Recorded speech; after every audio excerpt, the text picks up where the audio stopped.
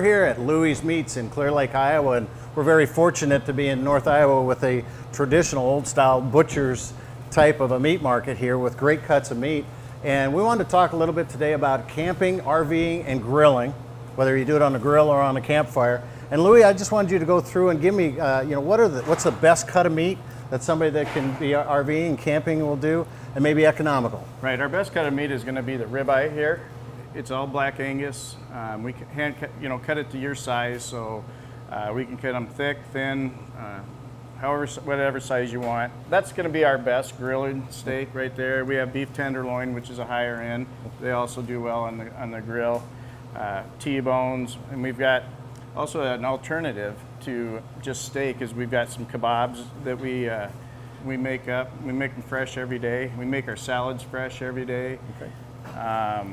We have a unique bratwurst that we do. It's a skinless brat. A lot of people don't like the skin on it. That's tough to chew on, but we do have some skinless brats that we make, and we do various flavors of them.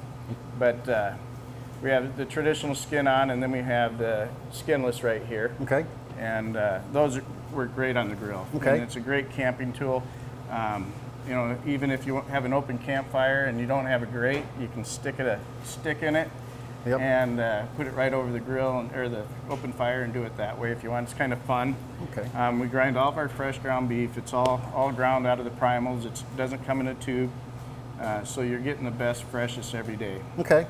So what RVers that are going to be going off for a weekend, it's pretty easy. I can come down here, I can just buy the steaks or the hamburgers or what I want, and I take it in the cooler and put it off. But what if I'm going to travel for a little bit? What's the best way, to keep these? Do you freeze them? Do you dry ice them? What's the best? Well, you can call ahead and have us put together a package for you, and we can freeze it, and then we can give you some dry ice to transport it. And the dry ice will keep for 3-4 days. So it's really a nice deal for campers.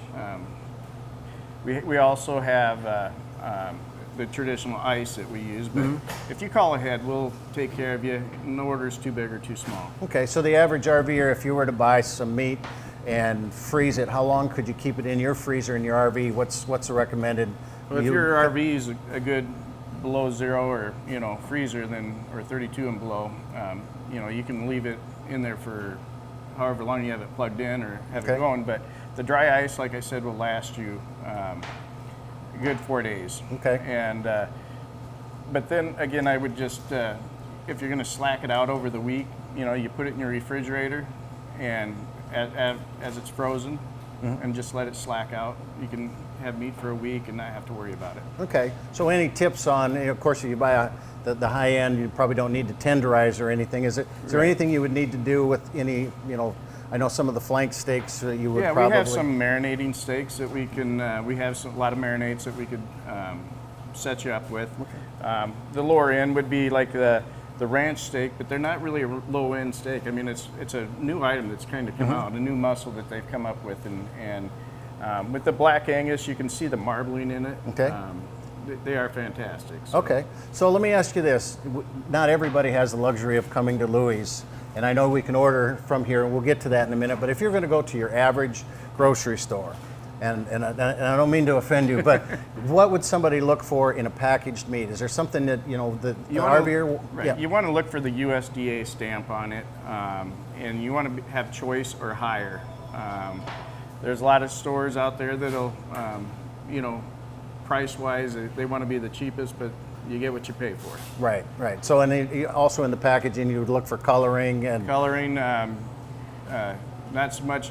The bright red is very appealing, but it's not necessarily, the best or the freshest. How do you know you're getting something fresh, or not fresh? This is how you know, but this is how you know. But you want to look at the dates for sure on there, and if you have any doubts, ask the butcher or the man behind the counter. Okay.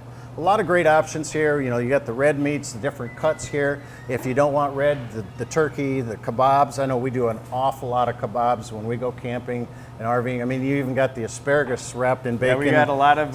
So there's a lot of fun things out there. And a lot of nice things that we have. We have some twice-baked potatoes that we make up every day, and some stuffed mushrooms, which are a great appetizer.